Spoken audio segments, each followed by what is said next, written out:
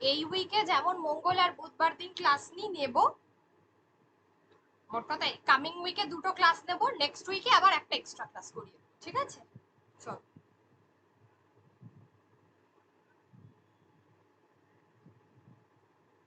দেখো, William Shakespeare যিনি একজন নাট্যকারও বটে,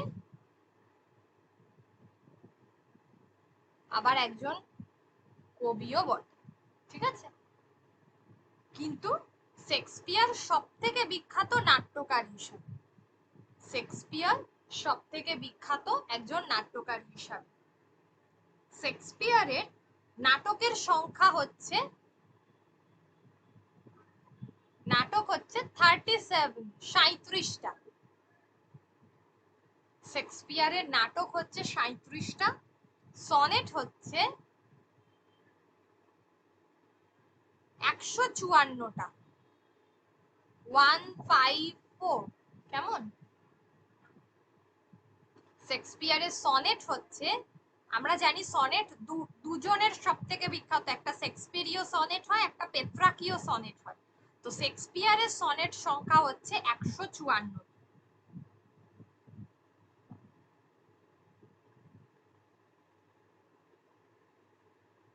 আচ্ছা, এটা গেল শেক্সপিয়ারের নাটকগুলোর। আমরা দেখি যে প্রথম শেক্সপিয়ারের নাটকের প্রথম ফোলিও সংস্করণ হচ্ছে 1623। শেক্সপিয়ারের নাটকের প্রথম ফোলিও সংস্করণ প্রকাশিত হয় 1623 খ্রিস্টাব্দে।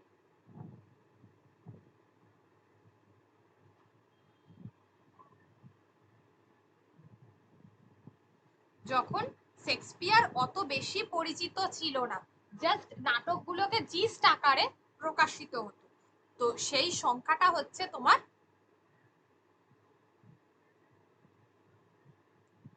সেটা হচ্ছে তোমার 1623 খ্রিস্টাব্দে, ঠিক আছে? পরবর্তীকালে আমরা দেখলাম যে তার গ্রন্থের প্রথম সম্পাদক যিনি ছিলেন, প্রথম সম্পাদক ছিলেন নিকোলাস রো। নিকোলাস রো হচ্ছে শেক্সপিয়ারের গ্রন্থের প্রথম সম্পাদক।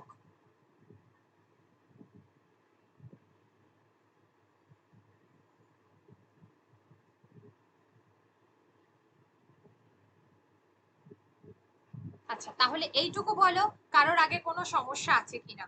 এইটুকু নিয়ে কারোর কোনো সমস্যা আছে কিনা?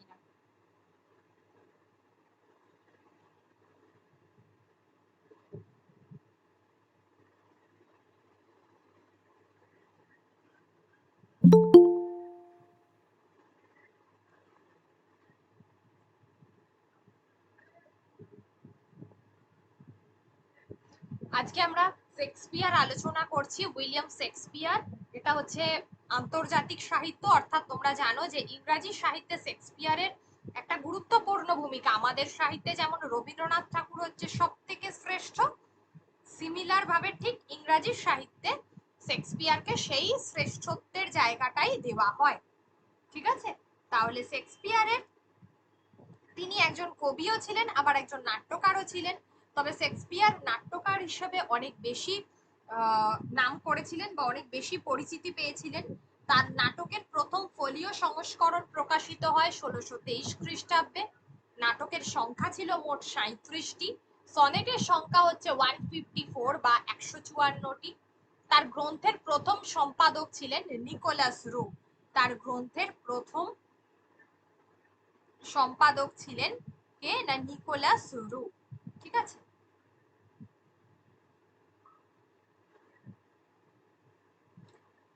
তো শেক্সপিয়ারের কি ছিল, প্রথমে গ্রন্থের কোনো কপিরাইট ছিল না। শেক্সপিয়ারের গ্রন্থের প্রথমে কোনো কপিরাইট ছিল না, ঠিক আছে? সেই কারণে আমরা দেখি যে শেক্সপিয়ারের যে নাটকগুলো, মনে করা হয় যে ওই হেনরি সিক্সথ, এই যে হেনরি সিক্সথ এই যে নাটকটা ছিল, মনে করা হয় যে এটাই হচ্ছে তার প্রথম ঐতিহাসিক নাটক। ওকে, আমরা এক এক করে আলোচনায় যাব। তার আগে বলি ওনার জন্ম হচ্ছে 1564 খ্রিস্টাব্দে। উইলিয়াম শেক্সপিয়ারের জন্ম, আর তারপরে 26শে এপ্রিল, এবং বাবা ছিলেন জন শেক্সপিয়ার। ঠিক আছে, বাবা ছিলেন জন শেক্সপিয়ার এবং সর্বকালের একজন সর্বশ্রেষ্ঠ নাট্যকার ছিলেন উইলিয়াম শেক্সপিয়ার। তার নাটক রচনার সূত্রপাত এই সময়টাতে হলেও, এই 1591 থেকে 92, তার সময়গুলোকে আমরা বিভিন্ন ভাগে ভাগ করে পড়বো। মানে তিনি এক ঐতিহাসিক নাটক রচনা করেছেন একটা সময়, ট্র্যাজেডি নাটকগুলো রচনা করেছেন একটা সময়, কমেডি নাটকগুলো রচনা করেছেন একটা সময়। ভীষণ বড় তার অংশটা, তাই জন্য এটাকে আমরা আলাদা করে গুরুত্ব দিয়ে পড়বো। ঠিক আছে, আর শেক্সপিয়ারের গ্রন্থের সম্পাদক বলেছি। ওনার নাটকের সব থেকে গুরুত্বপূর্ণ যে দুটো বিষয়, একটা হচ্ছে একটা নাটকের মধ্যে কোনো না কোনো ঝড় থাকে, মানে একটা মোড় থাকে, একটা টুইস্ট থাকে যেটাকে আমরা বলি। আর একটা হচ্ছে ওনার নাটকের সেকেন্ড যে গুরুত্বপূর্ণ বিষয়, সেটা হচ্ছে মিউজিক। তাহলে তার প্রথমের যে অংশটা সেটা হচ্ছে টুইস্ট, বা যেটাকে আমরা মোড় বলে থাকি, বা যেটাকে আমরা তোমার কি বলে তোমার ঝড় বলে থাকি। এই অংশটা ওনার নাটকের দুটো গুরুত্বপূর্ণ বৈশিষ্ট্য, নাম্বার 1 টুইস্ট, আর নাম্বার 2 হচ্ছে মিউজিক, বা যেটাকে আমরা বলে থাকি সঙ্গীত। ঠিক আছে, বারবার বলি যে যার যেখানে অসুবিধা হবে অলওয়েজ সে কোয়েশ্চেন করে নেবে।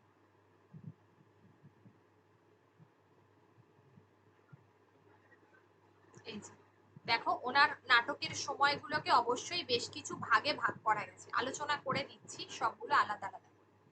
এটা গেল।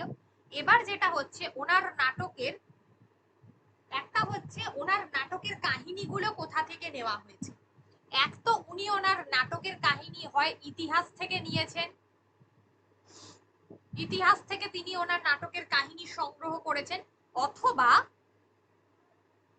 অথবা লোককথা থেকে সংগ্রহ করেছেন, অথবা লোককথা থেকে সংগ্রহ করেছেন। তাহলে এক, হয় তিনি ওনার নাটকের কাহিনী ইতিহাস থেকে সংগ্রহ করেছেন, অথবা লোককথা থেকে সংগ্রহ করেছেন।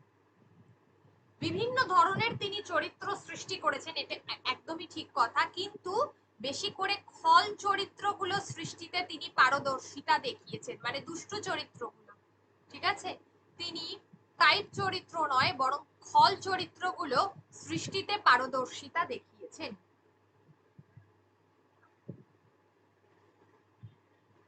ভাষা শৈলী এবং কল্পনা, এই দুটো খুব গুরুত্বপূর্ণ। ওনার নাটকের ভাষা শৈলী এবং কল্পনা, এই দুটো হচ্ছে খুব গুরুত্বপূর্ণ। ভাষা শৈলী এবং কল্পনা, এই দুটো হচ্ছে খুব গুরুত্বপূর্ণ। ওনার কল্পনা শক্তি প্রবল ছিল, ভাষা শৈলী এবং কল্পনা। তাহলে শেক্সপিয়ারের নাটকগুলো আলোচনা করতে গেলে আগে আমাদের এই বিষয়গুলো বেশি ভালো করে চোখে পড়ে। এক, ওনার নাটকের কাহিনী ইতিহাস থেকে নেওয়া অথবা লোককথা থেকে নেওয়া, আর হচ্ছে উনি খল চরিত্র সৃষ্টিতে পারদর্শিতা দেখিয়েছেন। আচ্ছা, ওনার নাটকের প্রথম সম্পাদক ছিলেন গ্রন্থের, যিনি হচ্ছেন নিকোলাস রো, যেটা আমরা বলে থাকি। আর হচ্ছে বলেই দিলাম যে ওনার নাটকগুলো যে সৃষ্টি করেছেন, যার মধ্যে সব থেকে দুটো গুরুত্বপূর্ণ বিষয়, একটা হচ্ছে নাটকের মধ্যে মিউজিক এবং আর একটা হচ্ছে মানে সঙ্গীত, আর একটা হচ্ছে ঝড় অর্থাৎ টুইস্ট, বা যেটাকে আমরা মোড় বলে থাকি। ঠিক আছে, কটা নাটক আছে, কটা সনেট আছে বলে দিয়েছি। চল, এবারে আমরা নাটকগুলো ধরে ধরে আলোচনা করব। নাটকগুলো থেকে আমাদের কি জানতে হবে? এক, নাটকগুলো কত সালে প্রকাশিত হচ্ছে সেটা জানতে হবে, নাটকের গুরুত্বপূর্ণ চরিত্রগুলো জানতে হবে, আর কোথা থেকে নেওয়া হয়েছে কাহিনীটা কি, তার একটা ছোট্ট একটা সারসংক্ষেপ জানতে হবে। ঠিক আছে, এইটুকু জানলেই আমাদের হবে নাটকগুলো থেকে। গুরুত্বপূর্ণ নাটকগুলো বলে দেবো, যেগুলোর সাল কিন্তু ভুললে একেবারেই চলবে। তাহলে আমরা কি বললাম? প্রথম তিনি যে নাটকটি রচনা করেন মনে করা হয়, যেটা হচ্ছে হেনরি সিক্সথ। এই নাটকটা, এই হেনরি সিক্সথ প্রথম নাটক, যেটা তিনটি খণ্ডে একত্রে প্রকাশিত হয়, যেটা তিনটি খণ্ডে একত্রে প্রকাশিত হয় 1623 খ্রিস্টাব্দে। ঠিক আছে, তাহলে ওনার নাটক রচনার সূত্রপাত 1591-92 এই সময়টা থেকে।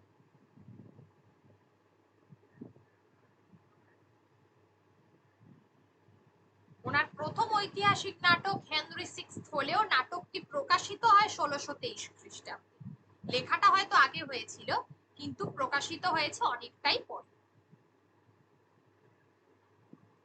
আচ্ছা, উনি তো অনেকগুলো কাব্য রচনা করেন, যার মধ্যে সনেট বেশি ছিল। সনেট মানে জানো তোমরা যে 14 লাইনের কবিতা যেটাকে বলা হয় সেটাকে আমরা বলে থাকি সনেট। কিন্তু ওনার যে প্রথম দুটো গুরুত্বপূর্ণ কাব্য ছিল, যার মধ্যে একটা হচ্ছে ভেনাস আর একটা হচ্ছে অ্যাডোনিস। ভেনাস আর একটা হচ্ছে অ্যাডোনিস। আর একটা হচ্ছে 1594 দ্য রেপ অফ লুক্রিজ। এইটা ভেনাস এবং অ্যাডোনিস। এবার ওনার নাটকগুলোকে কিভাবে ভাগ করেছেন উনি সেটা আলোচনা করব, এক এক করে আলোচনা করে দিচ্ছি।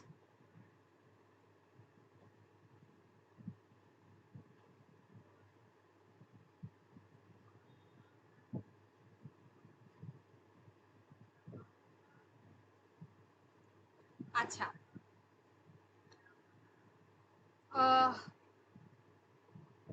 প্রথম হচ্ছে যে পর্যায়টা আমরা দেখছি যে 1588 এই সময় থেকে 95, 1588 থেকে 95 যেখানে কমেডি অফ এরর্স রয়েছে, রিচার্ড থ্রি রয়েছে, আচ্ছা রোমিও জুলিয়েট রয়েছে, দ্য টেমিং অফ দ্য শ্রু রয়েছে, ঠিক আছে, এগুলো রয়েছে।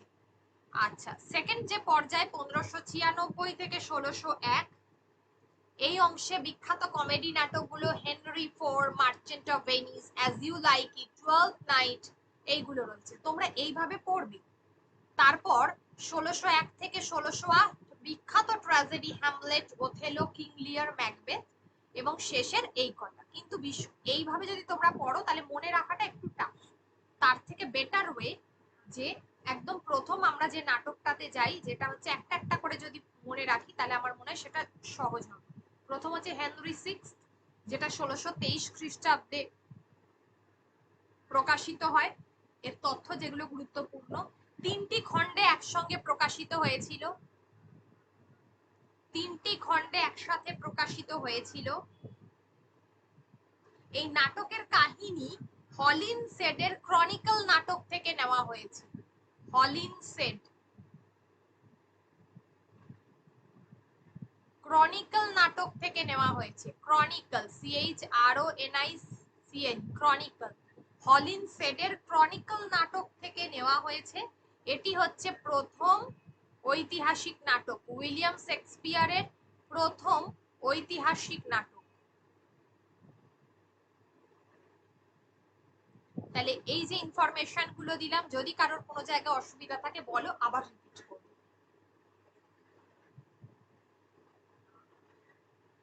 হলিনসেডের ক্রনিকল নাটক থেকে নেওয়া হয়েছে এই কাহিনী। হেনরি সিক্স 1623 তিনটি খণ্ডে একই সাথে প্রকাশিত হয়েছিল, তিনটি খণ্ডে সমগ্র মানে মিলিত হয়ে। আর প্রথম ঐতিহাসিক নাটক উইলিয়াম শেক্সপিয়ার, এবং প্রথম নাটকও বলা যেতে পারে।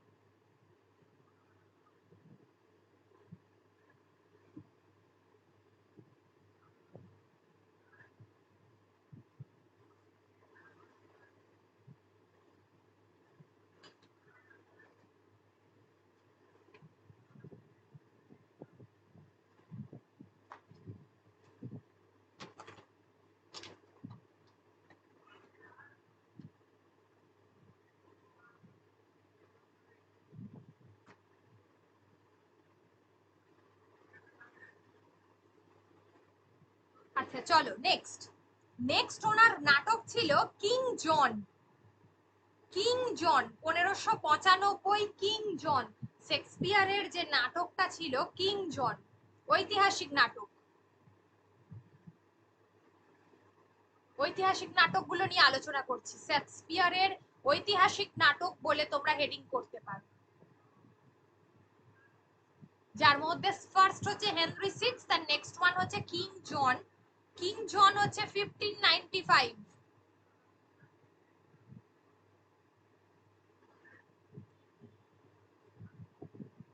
এটা অত গুরুত্বপূর্ণ নয়, এখানে ধর্মবিরোধী মনোভাবের কথা আছে। ধর্মবিরোধী মানে খ্রিস্টান বা ক্যাথলিক ধর্ম বিরোধী মনোভাবের কথা আছে, ঠিক আছে, ধর্ম বিরোধী মনোভাব ব্যক্ত। নেক্সট নেক্সট গুরুত্বপূর্ণ, কারণ সেটা হচ্ছে জুলিয়াস সিজার, খুব গুরুত্বপূর্ণ নাটকটি জুলিয়াস সিজার। এটা একটা ঐতিহাসিক নাটকও বটে, আবার ট্র্যাজিক নাটকও বটে, ওই কারণ এটা ট্র্যাজেডি গোত্রের। জুলিয়াস সিজারের যে বর্ণনা রয়েছে বা যে দুঃখের কথা রয়েছে সেটা সত্যি চোখে জল এনে দেয়। জুলিয়াস সিজার সাল হচ্ছে 1599, 1599। জুলিয়াস সিজার সাল হচ্ছে 1599। এটি শেক্সপিয়ারের অন্যতম গুরুত্বপূর্ণ ঐতিহাসিক নাটক, খানিকটা ট্র্যাজেডি ধরনের বা গোত্রের।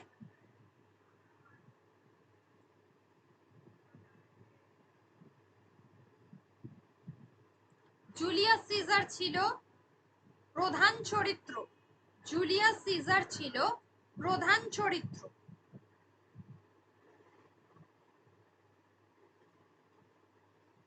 জুলিয়াস সিজার ছিল প্রধান চরিত্র, ঠিক আছে। এই হলো শেক্সপিয়ারের ঐতিহাসিক নাটক, এই তিনটে শেক্সপিয়ারের ঐতিহাসিক নাটক।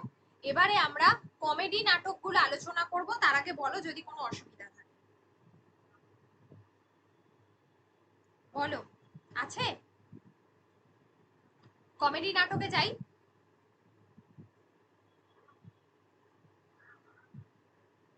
আচ্ছা চলো,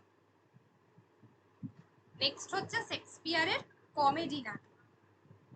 কমেডি নাটক কি হবে শেক্সপিয়ারের? এক হচ্ছে the comedy of errors, first হচ্ছে দ্য কমেডি অফ এরর্স, যা যা অবলম্বনে পরবর্তীকালে বিদ্যাসাগর কি লিখেছিলেন? ভ্রান্তি বিলাস লিখেছিলেন, ঠিক আছে। এটা নিয়ে সিনেমাও আছে, যে একটা গল্পের দুজন চাকর আছে, সে দুজনকে একই দেখতে যমজ, আবার দুজন বাবু আছে, সেই দুজনকেও একই দেখতে, তারাও যমজ। এইটা নিয়েই মজার ঘটনা, comedy of errors. 1593, 1593, 1593 comedy of errors, ঠিক আছে। শেক্সপিয়ারের সব থেকে ছোট কমেডি নাটক যদি আমরা বলে থাকি তাহলে এই নাটকটা সব থেকে ছোট কমেডি নাটক। এখানে এই যে একজোড়া ভাই যে বাবুদের কথা বলা আছে, ভ্রান্তিবিলাসের চরিত্র হচ্ছে অ্যান্টিফোলাস, সেই বাবুদের নাম ওই একজোড়া তোমার কি বলে ভাইয়ের নাম হচ্ছে অ্যান্টিফোলাস, অ্যান্টিফোলাস, ঠিক আছে। অ্যান্টিফোলাস ভাইদের নাম, আর যমজ ভৃত্যর নাম হচ্ছে ড্রোমিও, রোমিও নয় ড্রোমিও, হ্যাঁ, ড্রোমিও হচ্ছে ওই একজোড়া ভৃত্যের নাম।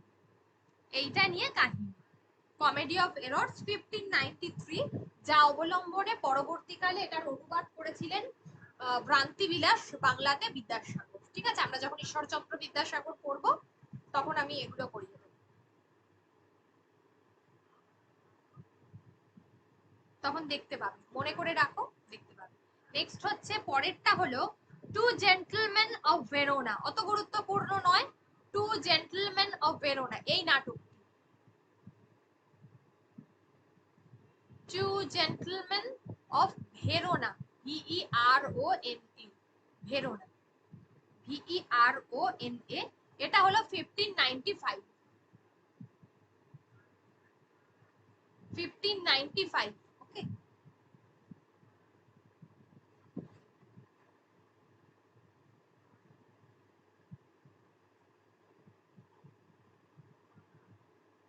আচ্ছা পরেরটা গুরুত্বপূর্ণ আছে দ্য টেমিং অফ দ্য শ্রিউ, একটু আমরা আগেই নামটা পড়ছিলাম না, এই নামটা টেমিং অফ দ্য শ্রিউ লেখাই ছিল, টেমিং অফ শ্রিউ, SHREW, শ্রিউ, যেটা হচ্ছে 1800,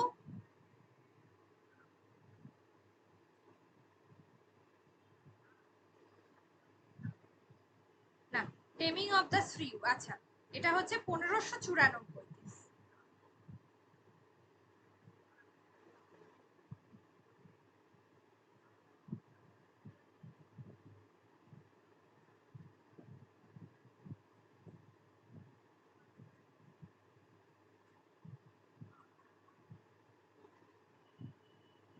আচ্ছা, এটা হলো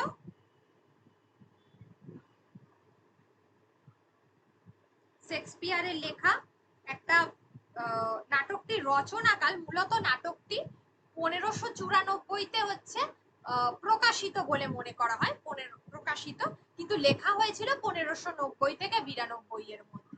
1590 থেকে 92 এর মধ্যে রচনাকাল লেখা হয়েছিল, বাট 1594-তে এটি প্রকাশিত হয়। টেমিং শ্রী।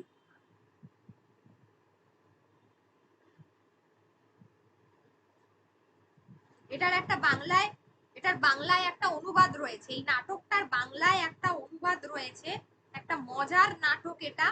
বাংলায় যে অনুবাদটা রয়েছে সেটা হচ্ছে মুখোরা রমণী বশীকরণ, এই নাম, মুখোরা রমণী বশীকরণ, মুখোরা রমণী বশীকরণ, এই নাটকটার একটা বাংলাতে অনুবাদ রয়েছে।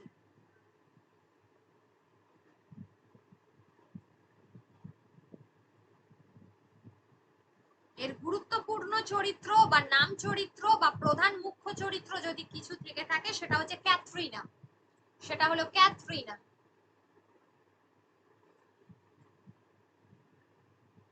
ক্যাথরিনা, ওকে।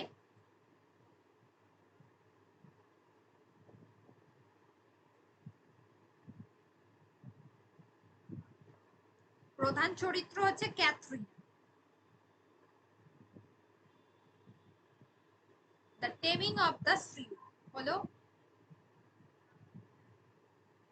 তবে এই ঘটনাটা, এই নাটকটির অধিকাংশ ঘটনা কোথায় ঘটেছে? ইতালিতে। এই নাটকটার কাহিনী কোথা থেকে নেওয়া হয়েছে বা কোথায় ঘটানো হয়েছে সেটা হচ্ছে ইতালির একটা ঘটনা, ইতালি শহরের একটি ঘটনা, the taming of the shrew. Okay, চলো নেক্সট। এই হলো শেক্সপিয়ারের কমেডি নাটক, এইগুলো একদম প্লেন কমেডি নাটক টেমিং অফ দ্য শ্রী পর্যন্ত। এবারে আমরা আলোচনা করব রোমান্টিক কমেডি। কমেডি তো আছে, বাট রোমান্টিক কমেডি কোন নাটকগুলো? এই অবধি বলো, কারো যদি কোনো সমস্যা থেকে থাকে, সালের বা কিছুর অসুবিধা আছে কি?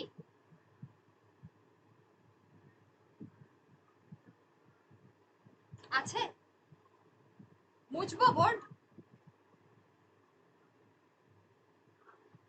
হ্যাঁ ম্যাম, মুছুন। আচ্ছা ঠিক আছে।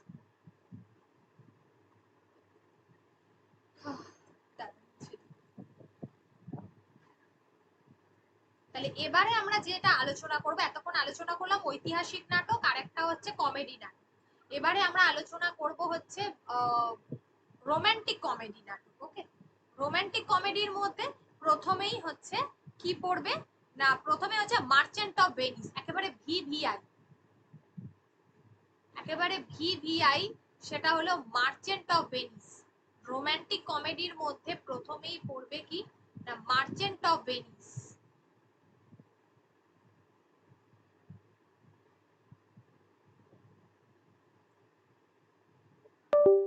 মার্চেন্ট অফ ভেনিস কত সাল? মার্চেন্ট অফ ভেনিস সাল হচ্ছে 1596। মার্চেন্ট অফ ভেনিস,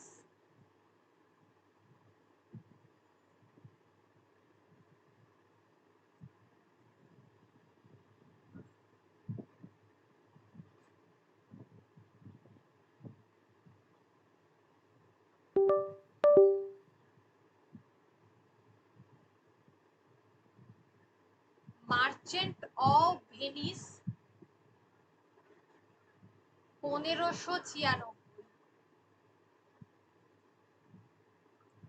সাল হলো 1596।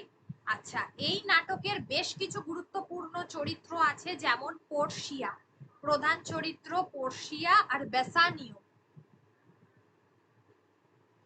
রোমান্টিক কমেডি, পোর্শিয়া আর বেসানিও, প্রধান চরিত্র পোর্শিয়া আর বেসানিও।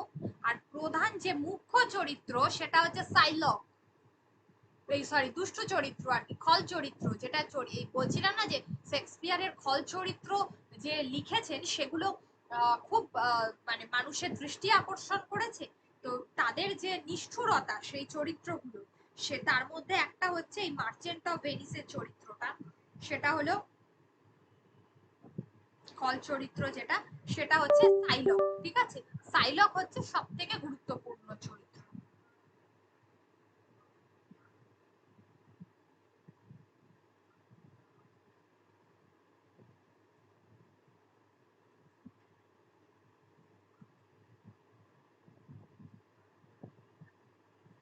সাইলক, পোর্সিয়া, অ্যান্টেনিও। ঠিক আছে, অ্যান্টেনিও, বেসানিও, অ্যান্টেনিও, এগুলো হলো গুরুত্বপূর্ণ চরিত্র।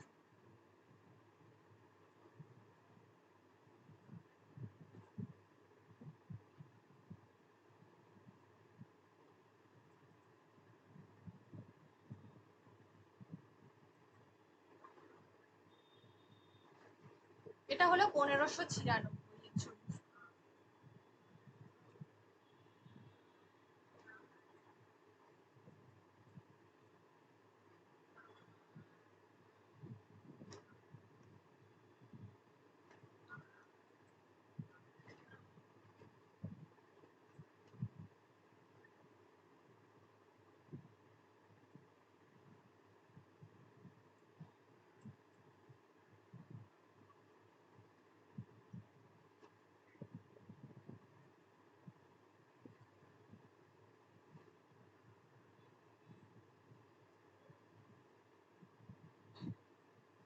আচ্ছা, এই হলো প্রধান চরিত্রটা। এবার নেক্সট হলো as you like it. Next হচ্ছে অ্যাজ ইউ লাইক।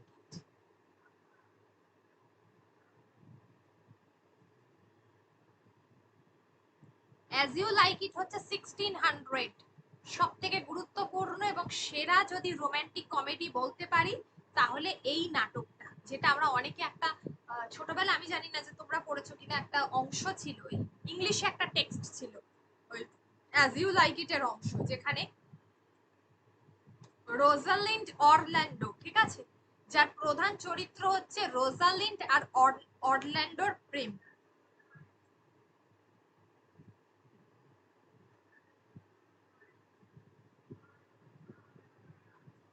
রোজালিন্ড হচ্ছে মেয়েটা, অরল্যান্ডো হচ্ছে ছেলেটা। ঠিক আছে, মানে এখানে দুটো পরিবারের মধ্যে সমস্যা দেখানো হয়েছে।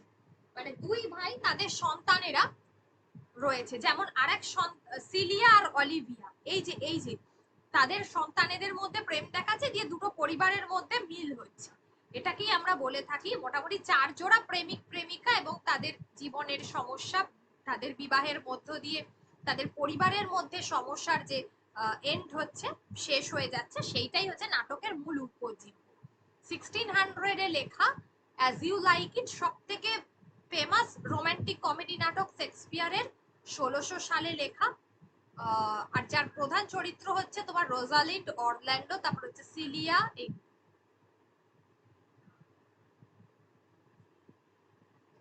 আচ্ছা, নেক্সট হলো 12th নাইট। নেক্সট নাটক হচ্ছে 12th নাইট। নেক্সট নাটক হচ্ছে 12th নাইট।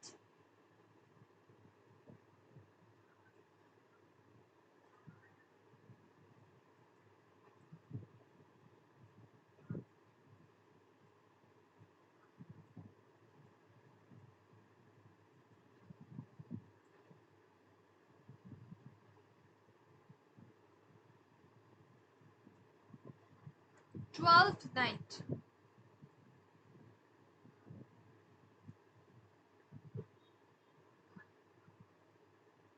12th নাইট, ঠিক আছে, এটা হচ্ছে তোমার 1601। 1601, যার সাবটাইটেল আছে, এই নাটকটার একটা সাবটাইটেল আছে, সেটা হচ্ছে what you will. What you will.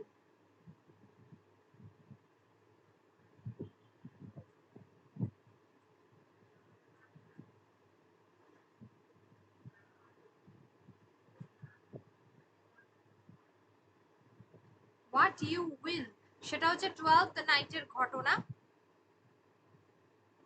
এই নাটকটাতেও ওই রোমান্টিক কমেডি অতটা গুরুত্বপূর্ণ নয়, ঠিক আছে, 1601 নাটক এটা।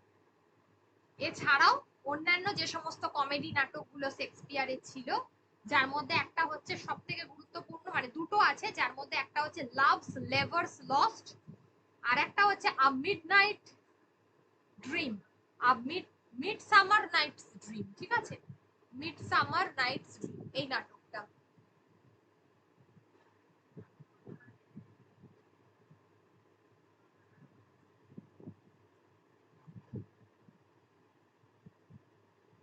এই নাটকটা ভালো না, ভালো নাটক মানে এটা ইম্পর্টেন্ট নাটক, যেটা 1595-তে লেখা হয়েছে, সরি 1595-তে লেখা হয়েছে,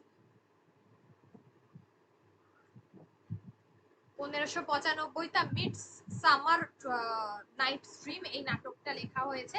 আর একটা যেটা বললাম লাভস লেভার্স লস্ট, ওটা অতটা দরকার নেই। ঠিক আছে,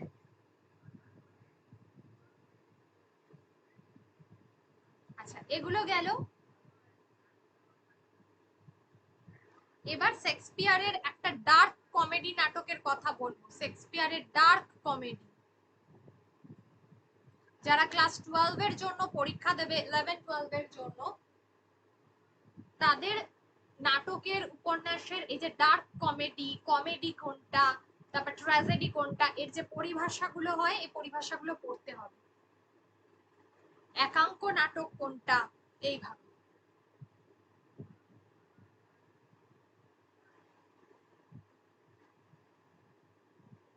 আচ্ছা, এক্ষেত্রে শুধুমাত্র নামটুকু জেনে রেখে দাও, অত মাথা ঘামিয়ে লাভ নেই। ডার্ক কমেডিতে সেটা হচ্ছে ট্রয়লাস এবং ক্রেসিডা, ট্রয়লাস এবং ক্রেসিডা এই একটা নাটক নাম্বার 1, যেটা ডার্ক কমেডি দুটো আছে। আর একটা হচ্ছে মেজার ফর মেজার,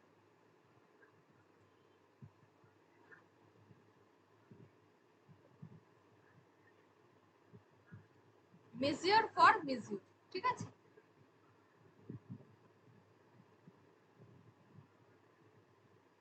একটা 1602 সালে লেখা হয়েছে, একটা 1604 সালে লেখা হয়েছে, একটা 1602 এ লেখা হয়েছে, একটা 1604 এ লেখা হয়েছে। ডার্ক কমেডি, ট্রয়লাস এবং ক্রেসিডা, আর একটা মেজর ফর মেজর। যেগুলো আমরা বলে থাকি সমস্যামূলক কমেডি, যে নাটকগুলোতে সমস্যা অনেক বেশি পরিমাণে আছে। তাহলে এতক্ষণে আমরা কমেডি নাটক শেষ করলাম।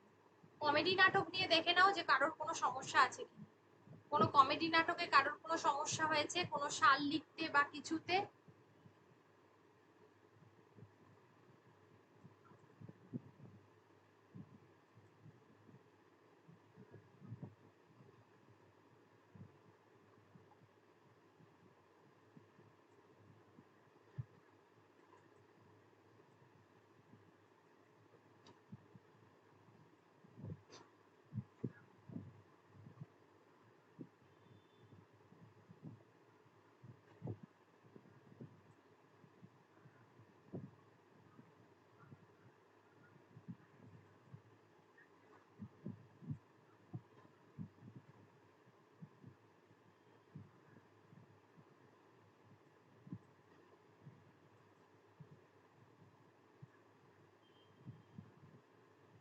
হয়েছে। আচ্ছা চলো, এবার হচ্ছে ট্র্যাজেডি নাটক, শেক্সপিয়ারের ট্র্যাজেডি।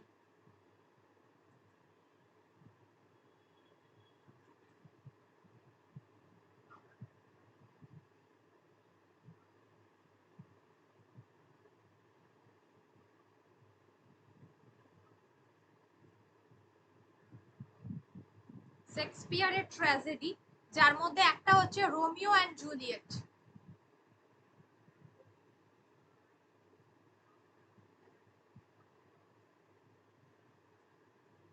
রোমিও জুলিয়েট, যেটা হচ্ছে 1594, 1594 রোমিও জুলিয়েট। রোমিও জুলিয়েটের প্রেম কাহিনী নাটকের প্রধান উপজীব্য বিষয়। নাটকটির প্রধান চরিত্র হচ্ছে রোমিও আর জুলিয়েট। রোমিওর মৃত্যুর পর জুলিয়েটও, যিনি নিজেকে সুইসাইড করেন, মানে ছুরি দিয়ে মেরে নিজেকে সুইসাইড করেছিলেন। ঠিক আছে, এই দুজনের প্রেম কাহিনী হচ্ছে নাটকের প্রধান বিষয়। এটা ট্র্যাজেডি নাটক, যেটা বিয়োগান্তক, মানে দুজনের মধ্যে মিল হয়নি। আচ্ছা, তারপর সব থেকে গুরুত্বপূর্ণ নাটক যদি বলো সেটা হলো হ্যামলেট। হ্যামলেট হচ্ছে 1601। হ্যামলেট হচ্ছে 1601। এই নাটকটির প্রধান কাহিনী যেখান থেকে গৃহীত হয়েছে সেটা হচ্ছে হিস্টোরিয়া ডানিকা। হিস্টোরিয়া ড্রানিকা, ডানিকা এই গ্রন্থ থেকে, হিস্টোরিয়া ডানিকা এই গ্রন্থ থেকে তিনি হ্যামলেট নাটকটির তোমার কি বলে যে মূল বিষয়টাকে তিনি সংগ্রহ করেছেন, কাহিনীটিকে। আচ্ছা, সেটা কার লেখা ছিল? লেখা ছিল হচ্ছে স্যাক্সো গ্রামাটিকাস।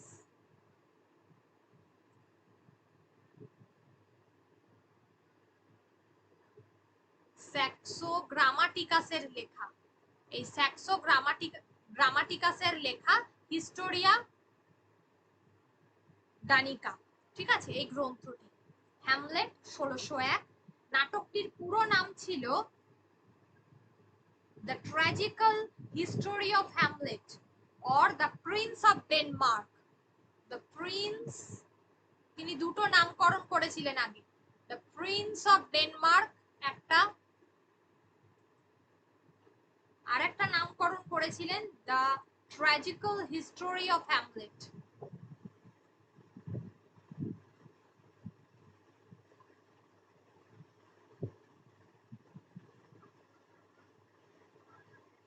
The ট্র্যাজিক্যাল history of Hamlet.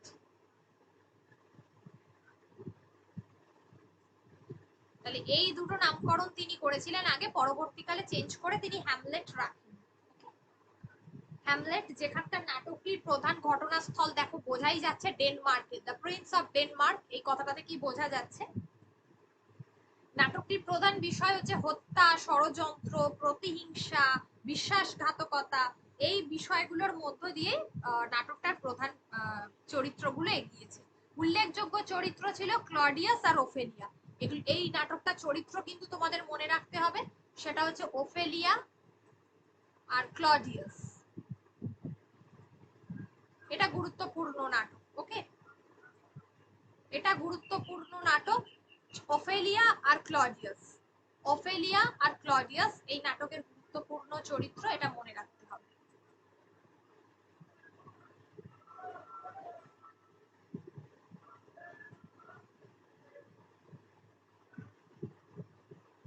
হয়েছে এটুকু। নেক্সট ট্র্যাজেডি নাটকের কথা আমরা আলোচনা করব, যেটা হচ্ছে ওথেলো। সপ্তপদীতে তোমরা সবাই ওথেলো নাটকের নামটা খুব শোনো। ওথেলো খুব বিখ্যাত নাটক, 1604-এ লেখা, 1604 খ্রিস্টাব্দে প্রকাশিত হয়। ওথেলো, যেখানে ওথেলো হচ্ছে ভীষণভাবে পজিটিভ তার স্ত্রীর উপরে, এবং সেই পজিটিভ, এত বেশি তিনি পজিটিভনেস তার মধ্যে যে দেখা যায় একটা সময় তিনি তার স্ত্রীর গলা, মানে তাকে সন্দেহ করে, এতটাই সন্দেহ প্রবণ যে তাকে গলা টিপে হত্যা করছে, ঠিক আছে, দেসদিমনা। ওকে, এই দুজনের গার্হস্থ্য জীবনের পরিপ্রেক্ষিতে নাটকটি ফুটে উঠেছে, এবং এই নাটকের যেটা খল চরিত্র সেটা হচ্ছে ইয়াগো, যে ওথেলোকে সমানে তোমার কি বলে ওই এইভাবে সন্দেহ পরায়ণ হয়ে ওঠার জন্য সাহায্য করেছে। Othello, Desdemona.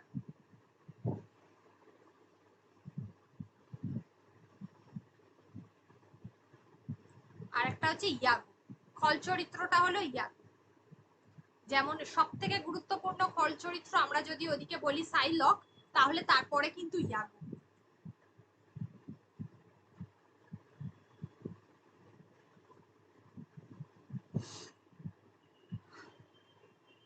কারোর কোনো জায়গায় অসুবিধা হচ্ছে না তো?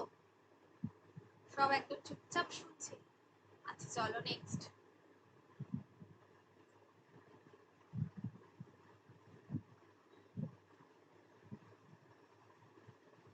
আচ্ছা, ওথেলো হলো, তারপরে হচ্ছে কিং লিয়ার। ওকে, এগুলো সব মনে রাখতে হবে। রোমিও অ্যান্ড জুলিয়েট সাল মনে রাখতে হবে, হ্যামলেট সাল মনে রাখতে হবে, ওথেলো সাল মনে রাখতে হবে, ঘটনা মনে রাখতে হবে, চরিত্র মনে রাখতে হবে। কিং লিয়ার, নেক্সট, এগুলো সব গুরুত্বপূর্ণ ভীষণ। কিং লিয়ার কিং লিয়ার হচ্ছে 1605, 1605, কিং লিয়ার 1605।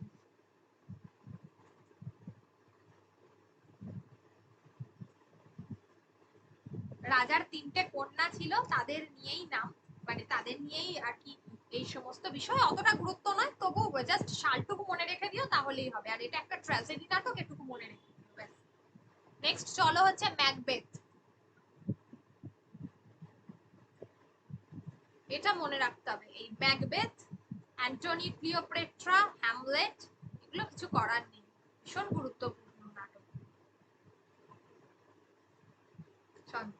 নেক্সট হচ্ছে তাহলে হ্যামলেট, এই ম্যাকবেথ। ম্যাকবেথ নিয়ে তোমরা জানো ইতিমধ্যে অনেক নাটকও হয় সাধারণত। ম্যাকবেথ কি হবে? আচ্ছা, ম্যাকবেথ হচ্ছে 1606 সালে প্রথম তোমার কি বলে মঞ্চে অনুষ্ঠিত হয়েছিল এই নাটকটি। এটা একটা ট্র্যাজেডি নাটক, যেটা 1606 সালে প্রথম নাটকটি তোমার কি বলে মঞ্চে অনুষ্ঠিত হয়েছিল, ঠিক আছে। আর মনে করা হয় যে 1605 সালে তিনি লিখেছিলেন। ম্যাকবেথ নাটকের কাহিনী গ্রহণ করা হয়েছে, ঠিক আগে একটা নাটক আমি বলেছিলাম দেখো, প্রথম নাটকটা হলিনসেড, হলিনসেডের ক্রনিকল নাটক মনে ছিল? ওই হলিনসেডের ক্রনিকলস গ্রন্থ থেকেই এই ম্যাকবেথের কথাও কিন্তু, মানে ম্যাকবেথের কাহিনীও কিন্তু নেওয়া হয়েছে।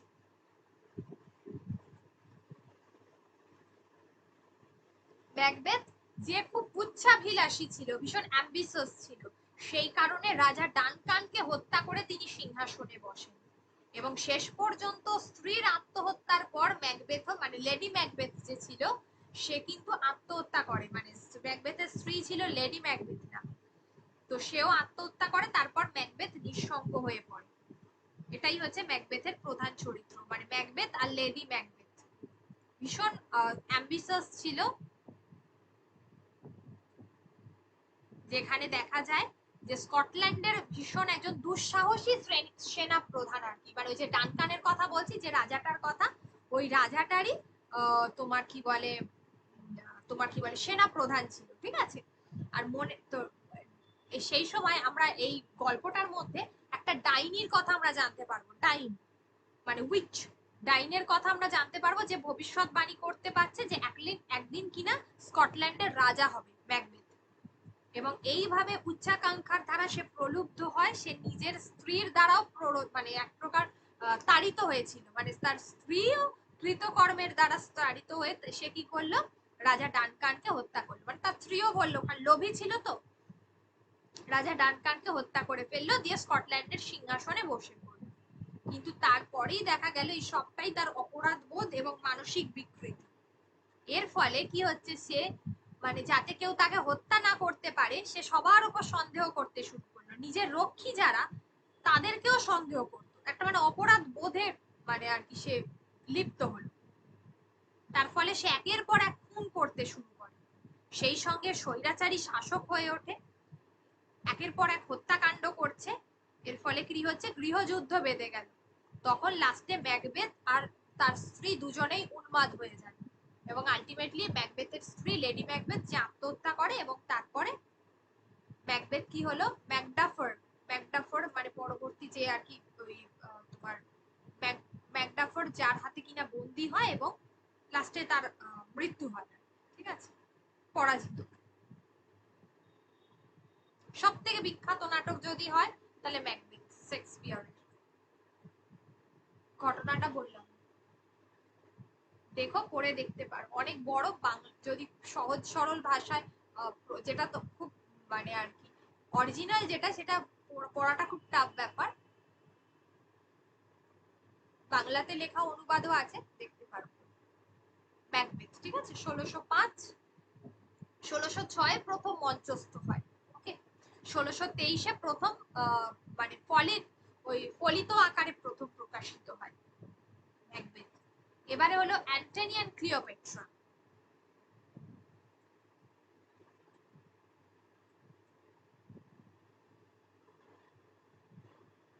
অ্যান্টনি ক্লিওপেট্রা,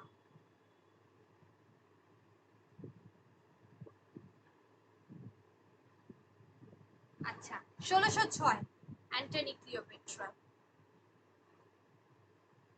1606 নাটকের কাহিনী কোথা থেকে নেওয়া হয়েছে? নাটকের কাহিনী নেওয়া হয়েছে life of Antonius. Life of অ্যান্টোনিয়াস।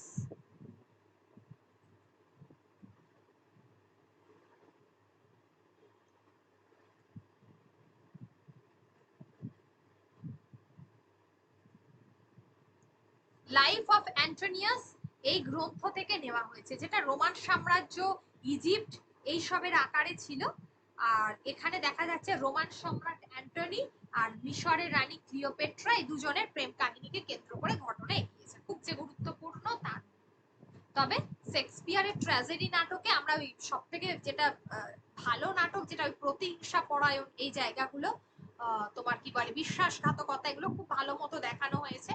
যেটা আমরা দেখতে পাই ওথেলো, যেটা আমরা দেখতে পাই হ্যামলেট, যেটা আমরা দেখতে পাই ম্যাকবেথ, এই তিনটে সব থেকে বিখ্যাত নাটক যদি হয় তাহলে এই তিনটে হচ্ছে সব থেকে বিখ্যাত। কিং লিয়ারের মধ্যেও কিছুটা দেখা যায়। এবং উভয় শেক্সপিয়ারের ট্র্যাজেডি নাটক যতগুলো আছে প্রত্যেকটাতেই নায়ক নায়িকা দুজনেই লাস্টে মারা গেছে।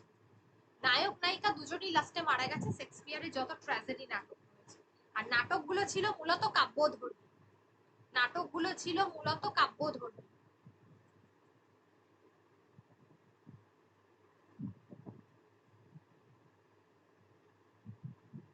আচ্ছা, আর এই যে নাটকটা বললাম না যে অ্যান্টিনিয়াস, লাইফ অফ অ্যান্টিনিয়াস, এটা হচ্ছে তোমার প্লুটার্কের লেখা। প্লুটার্ক।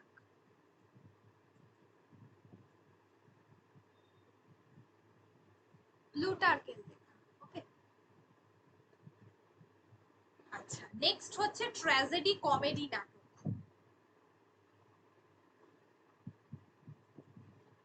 দেখো, দেখে নাও এইটুকু কারোর অসুবিধা নেই তো? তাহলে ট্র্যাজেডি নাটকগুলো হয়ে গেল। এবার হচ্ছে ট্র্যাজেডি কমেডি নাটক। যদি কারোর কোনো জায়গায় অসুবিধা থাকে বলতে পারো। এবার আমরা শেক্সপিয়ারের নাটকের একদম শেষ পর্বে চলে এসেছি।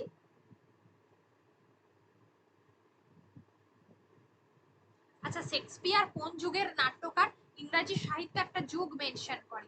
শেক্সপিয়ার হচ্ছে মূলত এলিজবেথীয় যুগের বা এলিজাবেথীয় যুগের নাট্যকার, বা এলিজবেথীয় যেটাকে আমরা বলে থাকি। এলিজবেথীয়, হ্যাঁ, এই যুগের নাট্যকার শেক্সপিয়ার। ইউরোপীয় সাহিত্য কতগুলো নাটক, যেমন রোমান্টিক যুগ, মধ্যযুগ, এলিজবেথীয়, এই সমস্ত নাটক মানে যুগগুলোকে নির্দেশ করে। তার মধ্যে শেক্সপিয়ার হচ্ছে এই এলিজবেথীয় যুগের নাট্যকার। ওকে, খেয়াল দিন। ইংল্যান্ডের রানীর দরবারে মঞ্চস্থ হয়েছিল শেক্সপিয়ারের কোন নাটক? সেটা হচ্ছে ম্যাকবেথ। ম্যাকবেথ হয়েছিল। আর আ মিডসামার নাইটস ড্রিম, আ মিডসামার নাইটস ড্রিম বিখ্যাত নাটক। এই দুটো নাটক যেটা রানীর দরবারে, ইংল্যান্ডের রানীর দরবারে মঞ্চস্থ হয়েছিল বা রানী দেখেছিলেন। চলো, এবার হচ্ছে comedy, tragedy comedy, tragi comedy যেটাকে আমরা বলে থাকি, সেই জিনিসটা। বলছি ইংল্যান্ডের রানীর মহলে যে দুটি নাটক মঞ্চস্থ হয়েছিল কি নাম বললেন? হ্যাঁ হ্যাঁ, একটা হচ্ছে ম্যাকবেথ আর একটা হচ্ছে আ মিড সামার নাইটস ড্রিম। এ মিড সামার নাইটস ড্রিম। দেখো, এই কমেডি নাটকে লিখিয়েছি আমি, রোমান্টিক কমেডিতে নাম।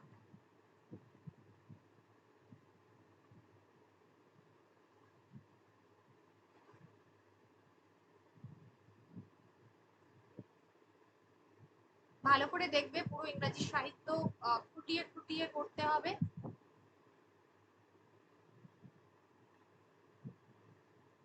আচ্ছা, এবারে আমাদের বিষয় হচ্ছে যেটা হচ্ছে ট্র্যাজি কমেডি, মানে শেক্সপিয়ারের ট্র্যাজেডি কমেডি যেগুলো রয়েছে সেইগুলো আলোচনা করব। সেগুলোর মধ্যে প্রথম নাটক হচ্ছে সিম্বেলিন। ঠিক আছে, অতটা গুরুত্বপূর্ণ নয়, সালটা জেনে রেখে দাও তাহলেই হবে। সিম্বেলিন। সিম্বেলিন হচ্ছে 1609, 1609। ওকে, সিম্বেলিন। এটা ডেকামেরন, ডেকামেরন গ্রন্থ থেকে নেওয়া হয়েছে। ডেকামেরন, ডেকামেরন গ্রন্থ থেকে নেওয়া হয়েছে সিম্বেলিন। আচ্ছা, এর পরের নাটকটা গুরুত্বপূর্ণ, দ্য উইন্টার টেল, যেটাকে আমরা বলে থাকি দ্য উইন্টার টেল। এই নাটকটা গুরুত্বপূর্ণ, 1610। যেখানে স্বামীর স্ত্রীকে সন্দেহের মধ্য দিয়ে নাটকটি শুরু, শেষ পর্যন্ত স্ত্রীর কাছে ক্ষমা চেয়েছে, মানে খানিকটা ওথেলোর ছাপ রয়েছে উইন্টারস টেলে, কিন্তু শেষে মিল আছে। আচ্ছা, চরিত্রগুলো হচ্ছে লেওয়ান্টিস আর হারমিয়ন। হারমিয়ন আর লেওয়ান্টিস। লেয়ান্টিস আর হারমিয়ন।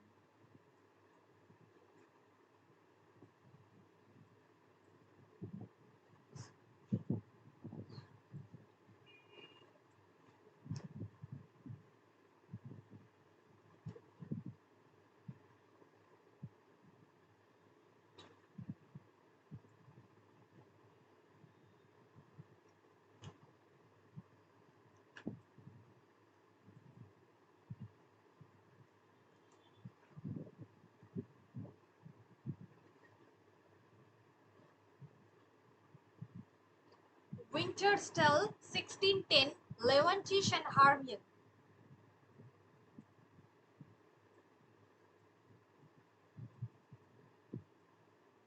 আচ্ছা, ঘটনাটা বললাম। নেক্সট হচ্ছে গুরুত্বপূর্ণ নাটক, সাল মনে রাখতে হবে, সেটা হচ্ছে দ্য টেম্পেস্ট।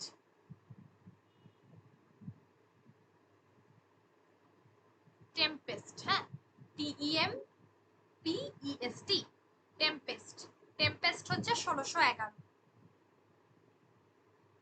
1611 টেম্পেস্ট, যেটা সম্ভাব্য শেক্সপিয়ারের শেষ রচনা, যেখানে মিথ বা অতিপ্রাকৃত বিষয় এগুলো রয়েছে। ঠিক আছে, মিথ বা অতিপ্রাকৃত বিষয় এগুলো রয়েছে।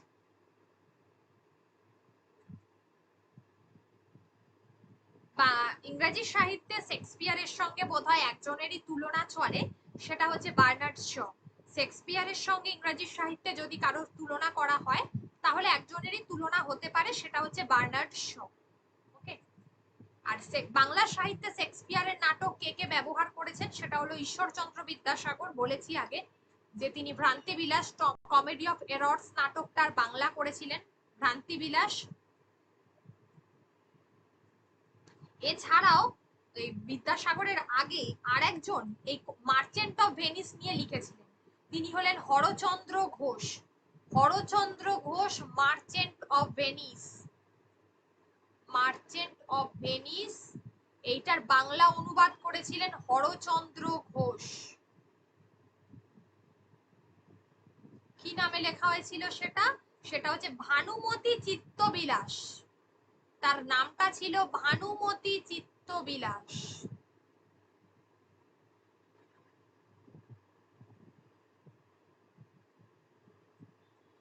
ভানুমতি চিত্তবিলাস নামে নাটকটি লেখা হয়েছিল, সেটা হলো মার্চেন্ট অফ ভেনিসের বাংলা অনুবাদ। কমেডি অফ এরর্স এর বাংলা অনুবাদ করেছিলেন বিদ্যাসাগর, নাম ছিল ভ্রান্তিবিলাস। এছাড়া মধুসূদন দত্ত, দীনবন্ধু মিত্র, রবীন্দ্রনাথ ঠাকুর প্রমুখরাই শেক্সপিয়ারের নাটকের ডিরেক্ট অনুবাদ না করলেও বিভিন্ন জায়গা থেকে তারা উপাদান সংগ্রহ করেছিলেন। ঠিক আছে।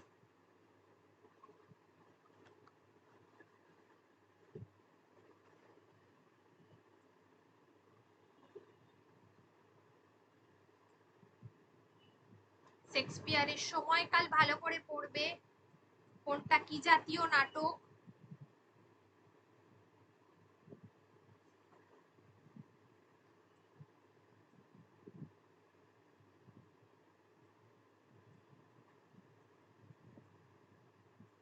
আচ্ছা, শেক্সপিয়ারের উপাধি কি ছিল?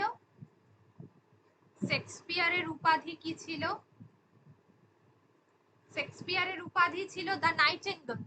শেক্সপিয়ারের উপাধি ছিল দ্য নাইটেঙ্গেল।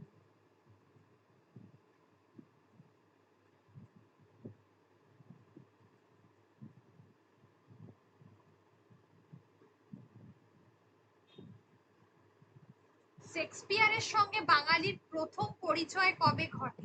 শেক্সপিয়ারের সঙ্গে বাঙালির পরিচয় ঘটে 1780। 1780-র দিকে, মানে ওই 1800 শতক এরা।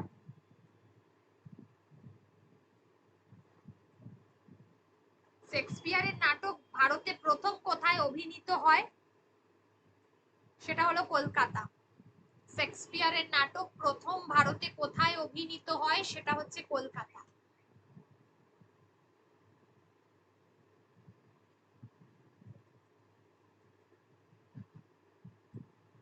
শেক্সপিয়ারের নাটক প্রথম ভারতে অভিনীত হয় কলকাতায়। ওকে,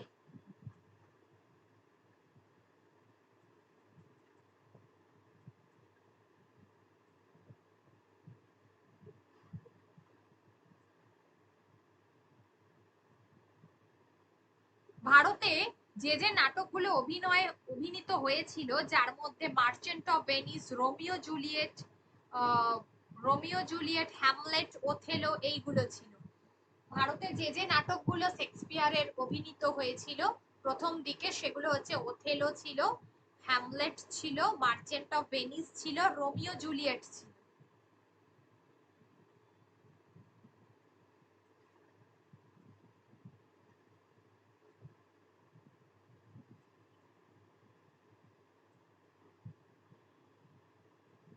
শেক্সপিয়ারীয় নাট্যরীতির প্রথম প্রভাব পড়েছিল কোন নাটকে?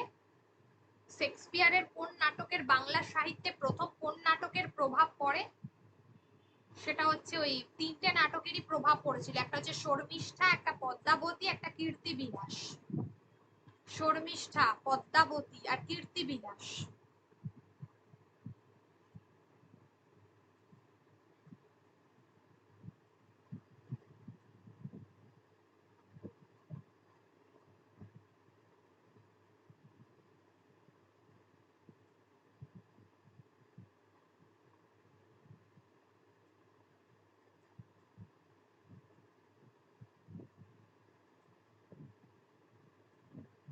শাহজাহান, দ্বিজেন্দ্রলাল রায়ের শাহজাহান নাটকটার কথা মনে পড়ছে?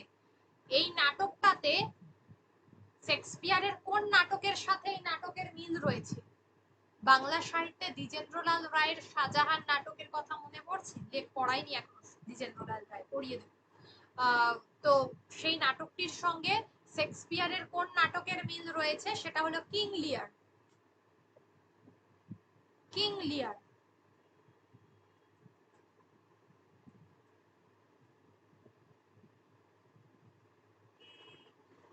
চলো এইটুকু আগে ভালো করে পড়ো।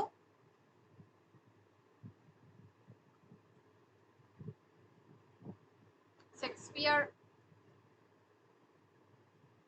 যেগুলো যেগুলো দিয়েছি, আশা করছি এর বাইরে আর আসবে। যা যা তথ্য দেওয়া আছে ভালো করে পড়বে। নেক্সট আমাদের চণ্ডী মঙ্গল থেকে একটা বাকি ছিল, আর মনসা মঙ্গল থেকে বাকি ছিল। তার মধ্যে চণ্ডী মঙ্গল থেকে আজকে পড়িয়ে দিচ্ছি। আচ্ছা, শেক্সপিয়ার নিয়ে বল, কারো যদি কোনো সমস্যা থেকে থাকে তাহলে বল।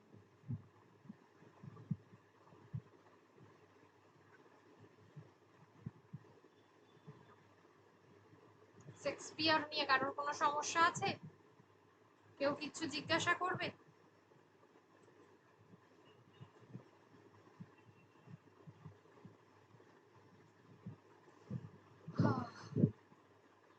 আচ্ছা, মুকুন্দ চক্রবর্তী। মুকুন্দ চক্রবর্তী চণ্ডীমঙ্গলের শ্রেষ্ঠ কবি। আচ্ছা, ওনার জন্মস্থান হচ্ছে বর্ধমান জেলার দামুন্না গ্রাম। ওনার পিতার নাম ছিল হৃদয় মিশ্র, মাতা ছিল দৈবকী। তিনি উপাধি পেয়েছিলেন কবি কঙ্কন। এই উপাধিটা দেয় বাঁকুড়া রায়ের পুত্র রঘুনাথ রায়। কারণটা কি? এই যে আমরা তোমার কি বলে মুকুন্দরাম চক্রবর্তীর কথা পড়ছি বাংলা সাহিত্যে, তো ওনাদের মূলত প্রধান কাজ কি ছিল? মুকুন্দরাম চক্রবর্তী এনারা মূলত মানে পৌরোহিত্য করতেন, ঠিক আছে? মিশ্র ছিল এদের উপাধি।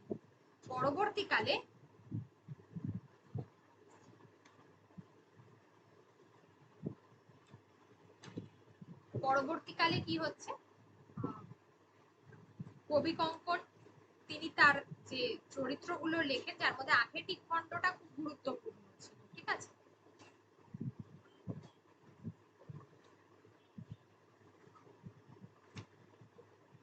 আচ্ছা, আচ্ছা, এই সূত্রে একটা জিনিস একটু লিখে রাখবে নোট করে, যে চণ্ডী মঙ্গল ধারার আদি কবি হচ্ছেন মানিক দত্ত। চণ্ডী মঙ্গল ধারার আদি কবি, অনেক সময় প্রশ্নটা আসে, তো সেটা হচ্ছে যে মানিক দত্ত আদি কবি। ঠিক আছে, এটা বলে রাখলাম। হ্যাঁ, যেটা বলছিলাম যে চণ্ডী মঙ্গল তার কাব্যের নাম হলেও তার কাব্যের আরো যে নাম রয়েছে, যেখানে হচ্ছে তোমার অভয়া মঙ্গল এই নামটিও আছে তার কাব্যের। দেখো আমি ওই জন্য প্রথমে অভয়া মঙ্গল বলে হেডিং করেছি।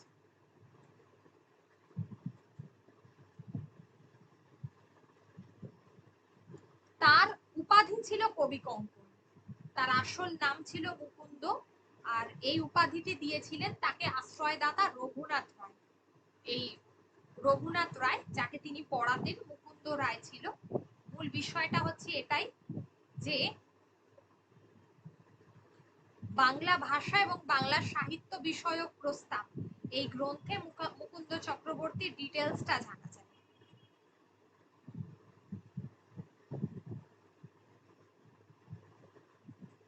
ডিটেলসটা কি জানা যায় না, তিনি চণ্ডী গানের অধিকারী ছিলেন।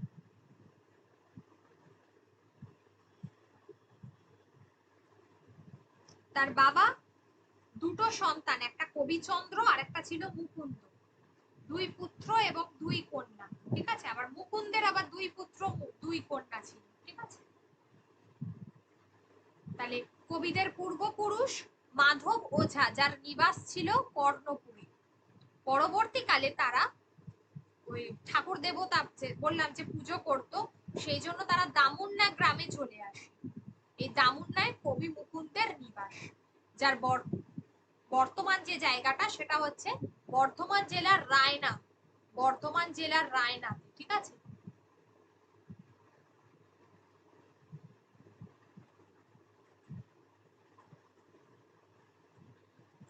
রায়না এলাকায় এখনকার নিবাসটাই, দামুন্নাটা এখনকার।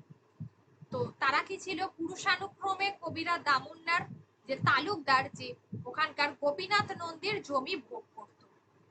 এই অবস্থায় রাজনৈতিক সামাজিক সংকটে এই গোপীনাথ ভালো লোক ছিল, গোপীনাথের সমস্ত সম্পত্তি নিয়ে নেওয়া হয়। তখন কি করে, কে নিয়ে নেয়, তখন তাদের জীবিকা যেহেতু চাষাবাদ ছিল, তো তারা কি করে না দামুন্না ত্যাগ করে কবি অন্যত্র পাড়ি দেন। মানে এই সময়ে ওই যে দেখছো ডিহিদার ছিল মাহমুদ শরীফ, তার অত্যাচারে নিজেদের ঘর বাড়ি থেকে বিতাড়িত হয়ে অন্য জায়গায় চলে যায়। কোথায় যাবে তারা, প্রথমে তারা তেহট্টর কাছে, মানে ওই তেউটিয়ায় যেখানে তার মামার বাড়িতে চলে যায়। সেখানে কিছুদিন থাকবার পর তারা মেদিনীপুরের আররা গ্রামে বাঁকুড়া রায়ের আশ্রয় পায়। আররা, ঠিক আছে, মেদিনীপুরের জমিদার ছিল আররা গ্রাম।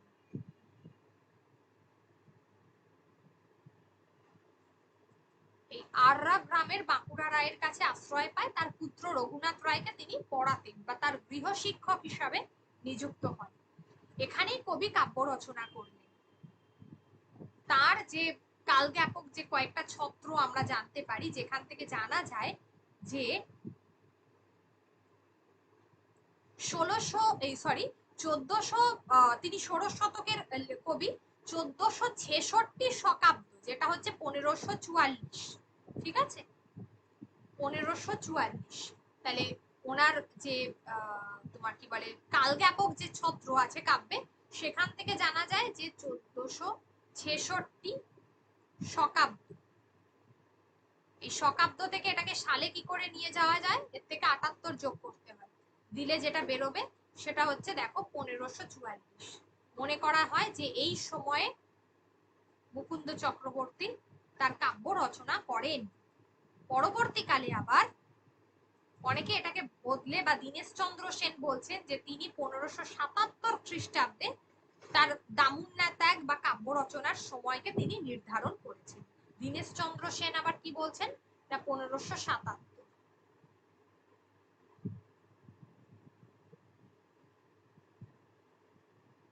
রামজয় বিদ্যাসাগরের সম্পাদনায় মুকুন্দরামের চণ্ডীমঙ্গল কাব্য প্রথম মুদ্রিত হয় 1823-24 সালে। দেখো এগুলো অলরেডি বলে দিয়েছি। কাব্যের নাম অভয়া মঙ্গল বা চণ্ডী মঙ্গল, অনেকে এটাকে অম্বিকা মঙ্গল বা গৌরী মঙ্গল নামেও জানে। দেখো এই যে ডিটেলটা দেখো, এখানে সব দেওয়া আছে। আবার পরবর্তীকালে এইটাকেও মেলানো হয়, ঠিক আছে, যেটা আগে বললাম তার সঙ্গে 1577 এইটা ধরে নেওয়া।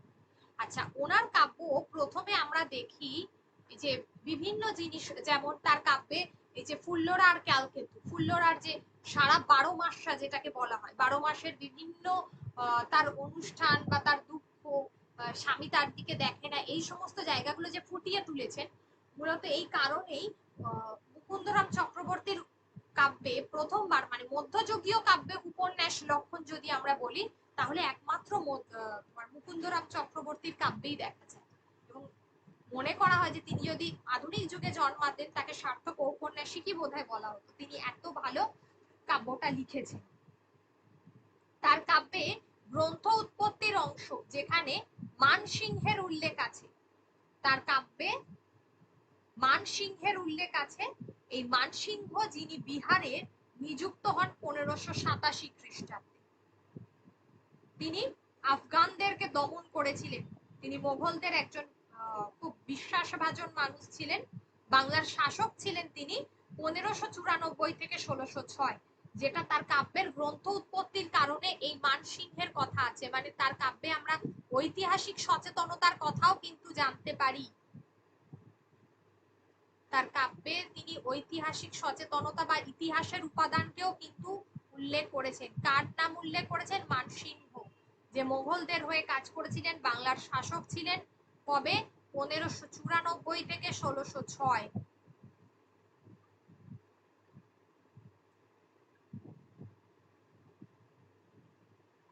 আবার মামুদ শরীফের কথা আছে। এই মামুদ শরীফ তিনি বলেছেন যে ডিহিদার ছিলেন, শের মানে ওরা ছিল তোমার কি বলে আফগান আর কি, যারা আর কি তাড়িয়ে দিয়েছিল, যাদের জন্য তাকে চলে যেতে হয়েছিল, ঠিক আছে। আবার রঘুনাথ রায় বা বাঁকুড়া রায়ের কথাও লেখা আছে, মূলত রঘুনাথ রায়ের জন্যই তিনি কাব্য লিখেছিলেন, এটা লেখা আছে।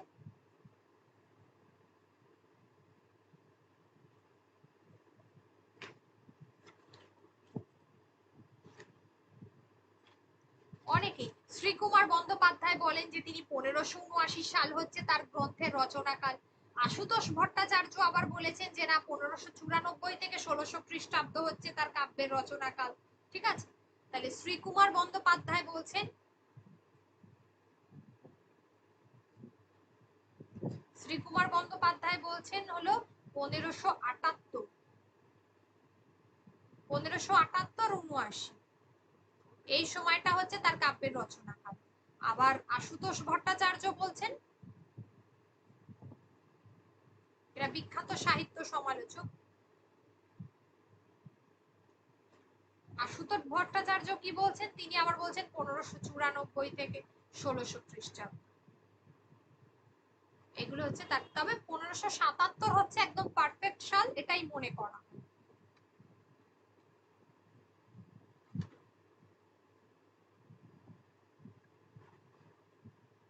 দেখো, হাস্যরস, ব্যঙ্গরস, এগুলো, তার ভাষা সহজ সরল, ছন্দ নিপুণতা দেখা যায়, অতটা বেশি জানতে চায় না।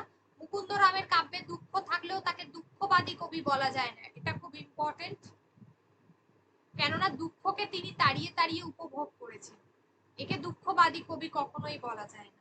শ্রীকুমার বন্দ্যোপাধ্যায় দেখো বলেছে, এ যুগে জন্মগ্রহণ করলে তিনি সার্থক ঔপন্যাসিক হইতেন, এ বিষয়ে কোনো সংশয় নেই।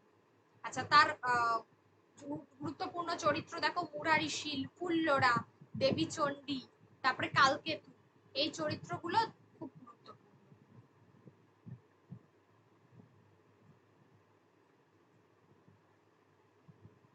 উক্তি তুলে সেভাবে আসবে না, কারণ উক্তি তুলে এলে তাহলে পুরো কাব্যটা পড়াতে হবে। যেমন একটা আছে, যেমন শয়ন কুৎসিত বীরের ভোজন বিটকাল, এই লাইনটা তুলে আমি ব্যাকরণে ইউজ করি, যে শয়ন কুৎসিত আছে না, এটা হচ্ছে তোমার ক্রিয়াবাচক বিশেষ্য, আর ভোজন খাবারের, আমরা যে খাবার কাজটা যে করি তার একটা নাম আছে, সেটা হচ্ছে ভোজন বিটকেল, এই এই লাইনটা।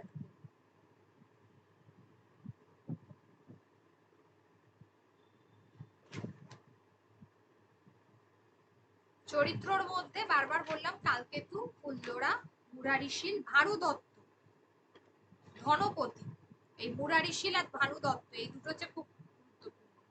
আর বণিক খণ্ডতে তো খুল্লনা আর লহনা শ্রীমন্ত এইগুলো।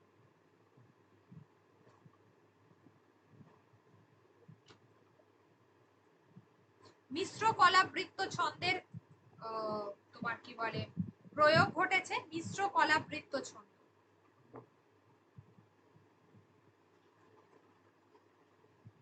তার কাব্যে মিশ্র কলাবৃত্ত ছন্দের প্রয়োগ ঘটেছে।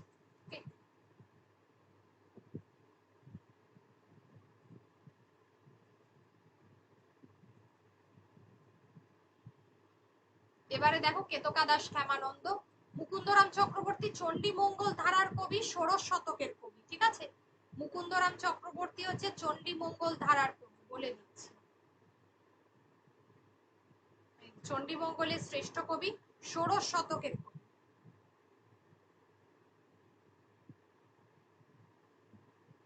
টাইম গুলো দেখে রাখতে হবে।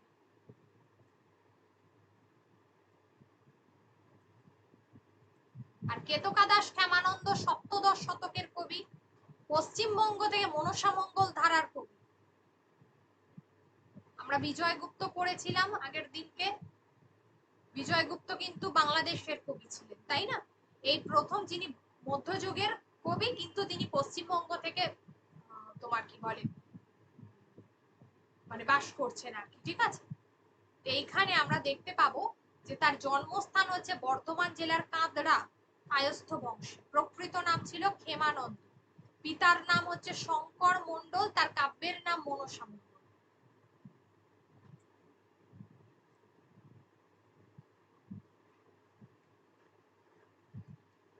দেখে নাও একবার।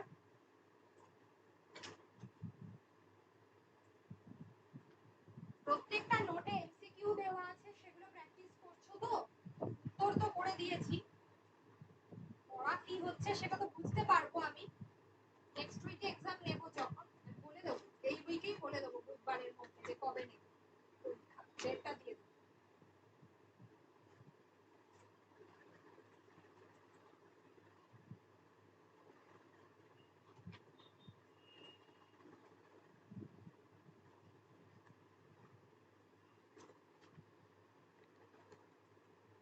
বুধবার দিনকে ডেট দিয়ে দেবো সবাইকে।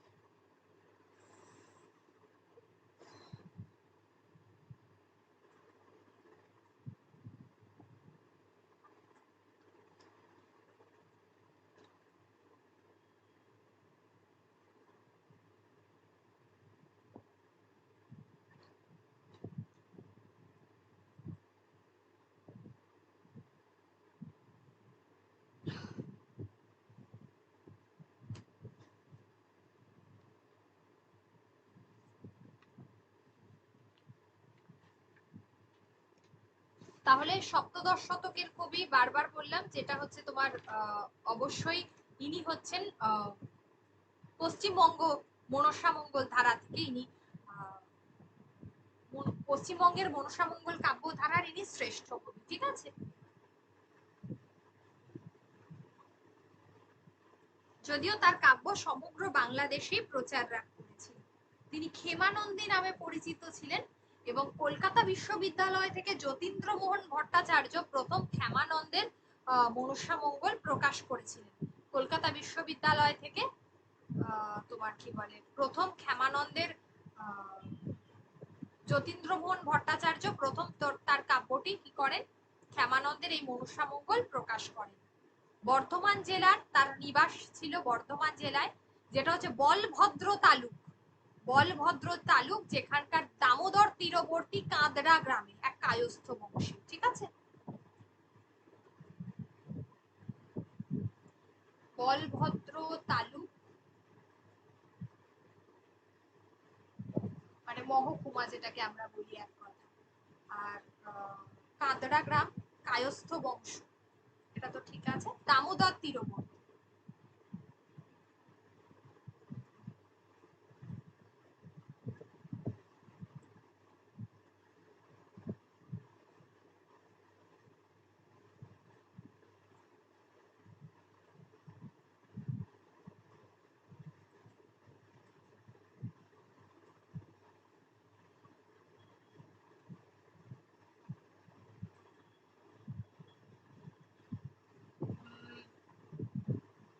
আচ্ছা, ইনি ছিলেন চৈতন্য উত্তর যুগের কবি, ঠিক আছে, চৈতন্য উত্তর যুগের কবি বলে দিলাম। তার পিতা ফৌজদার বাড়া খাঁর অধীনে চাকরি করতেন। তার পিতা বাড়া খাঁর অধীনে, ফৌজদার বাড়া খাঁর অধীনে চাকরি করতেন, ঠিক আছে। তিনি বলেছিলেন যে, কবির আসল নাম তো ক্ষেমানন্দ, তো তিনি বলেছিলেন যে কেয়া পাতায় দেবী মনসার জন্ম হয়েছিল, কেয়া পাতায় দেবী মনসার জন্ম হয়েছিল, এই জায়গা থেকে তার নাম হয়েছে কেতকা দাস, মানে উপাধিটা দেওয়া হয়েছে।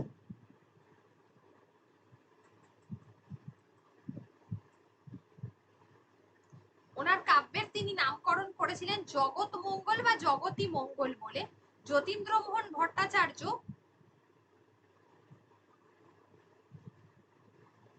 1844 খ্রিস্টাব্দে যতীন্দ্রমোহন ভট্টাচার্য কেতকা দাসের মনসা মঙ্গলের প্রথম মুদ্রিত হয় কলকাতা বিশ্ববিদ্যালয়ে।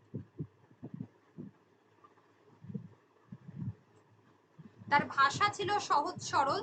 তিনি চৈতন্য দেবের তার প্রভাব তার কাব্যের মধ্যে লক্ষ্য করা যায়। এবং রাঢ় বঙ্গ মানে তো জানো, বর্ধমান, বাঁকুড়া, তোমার কি বলে কিছুটা হুগলির অংশ, বর্ধমান পুরোটা, ওদিকে বাঁকুড়ার কিছুটা, পুরুলিয়ার কিছুটা, এই যে বীরভূম, এই যে এটা রাঢ় বঙ্গ, এই অংশটাকে আমরা বলে থাকি, এই অংশের প্রভাব কিন্তু তার কাব্যের মধ্যে পড়ে।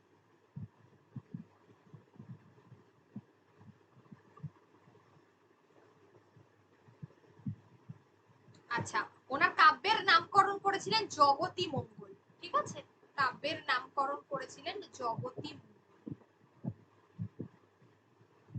কাব্যের নাম জগতী মঙ্গল করেন 1640 খ্রিস্টাব্দ তার কাব্যের আনুমানিক সময় ধরে নেওয়া হয়।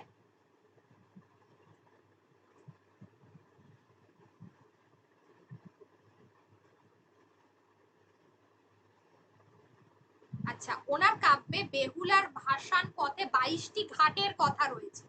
বেহুলা যে যে যে ঘাটগুলো পরিক্রমা করেছিল তার স্বামীকে নিয়ে, সেই 22টা ঘাটের কথা রয়েছে ওনার কাব্যে।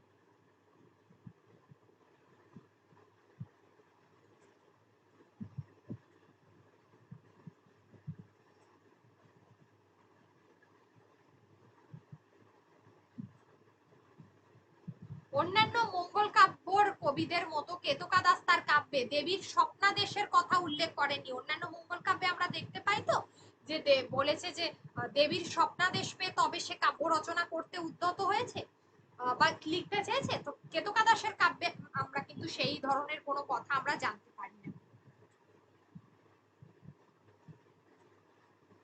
তার কাব্যে আত্মকাহিনী একটা বর্ণনা রয়েছে, শক বর্ণনা, আত্মকাহিনী। আচ্ছা, তিনি কাব্যটি যখন লেখেন, তিনি জমিদার ভারমল্লের আশ্রয়ে থেকে কাব্যটি রচনা করেছিলেন। জমিদার ভারমল্ল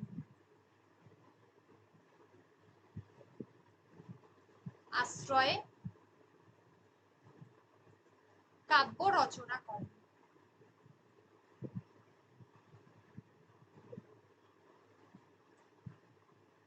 ওকে,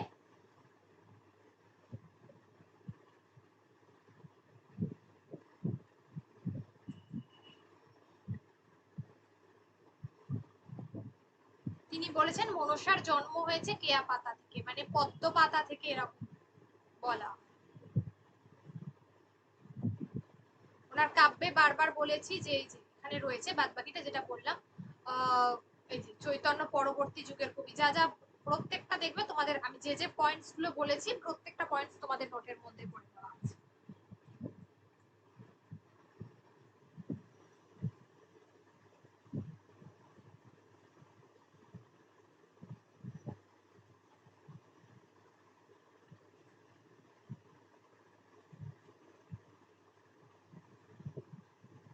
বলো, যদি কারোর কোনো কোয়েশ্চেন থাকে বলতে পারো।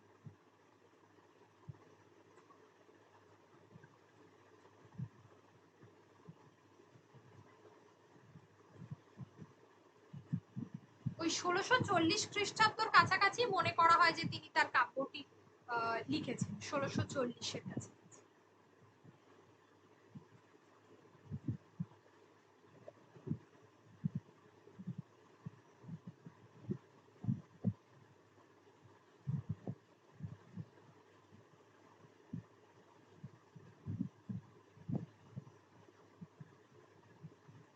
আবার অনেকে বলে যে ভারমল্ল বারাখার অঞ্চল ছেড়ে পরবর্তীকালে তিনি ভারমল্লের কাছে আশ্রয় নিয়েছিলেন, সেখানে তিনি কাব্যটি রচনা করেন। সেই সময়টা আবার 1675 থেকে আসে, ঠিক আছে? তাই তার কাব্য নিয়ে অনেকটাই তোমার কি বলে একটা দ্বিমত রয়েছে যে কাব্যটা কত সালে তিনি রচনা করেছিলেন। তবে বেশিরভাগ মতামত যেটা পাওয়া যায় সেটা হলো 1640, 38-40। ব্যাস এই হলো। আর তোমাদের বোধহয় ঘনরামটা বাকি আছে, রাইট? ঘনরামটা বাকি আছে তো, ঘনরামটা করিয়ে দিলে হয়ে যাবে তো নেক্সট দিন।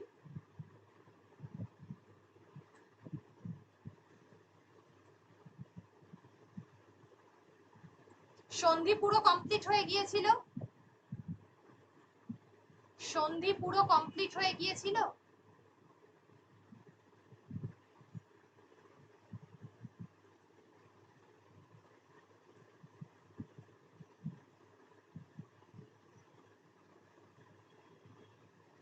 অতনু কমপ্লিট হয়েছিল সন্ধি?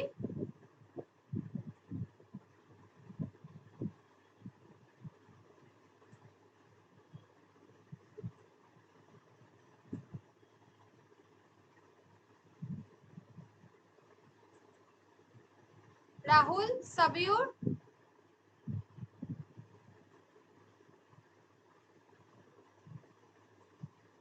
হ্যাঁ ম্যাম। আচ্ছা ঠিক আছে, তাহলে নেক্সট উইকে আমরা মনসামঙ্গলটা পুরোটা যেটুকু বাকি আছে কমপ্লিট করে নেব। একবার দেখে নিও তোমরা। আর পদ পড়িয়ে দেবো, পদ। পদ হয়নি তো পড়ানো?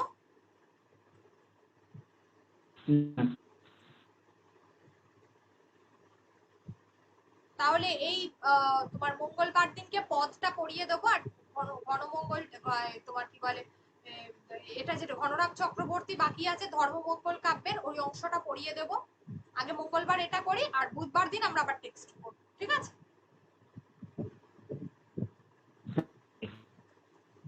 রাহুল কিছু বলবে?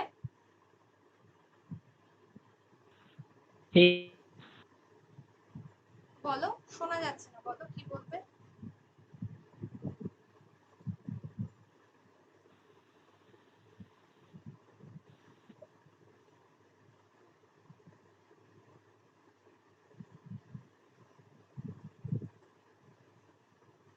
কারোর কোনো অসুবিধা হলে অবশ্যই জানাবে, ঠিক আছে? তাহলে আজকে এই অবধি থাক, ঠিক আছে?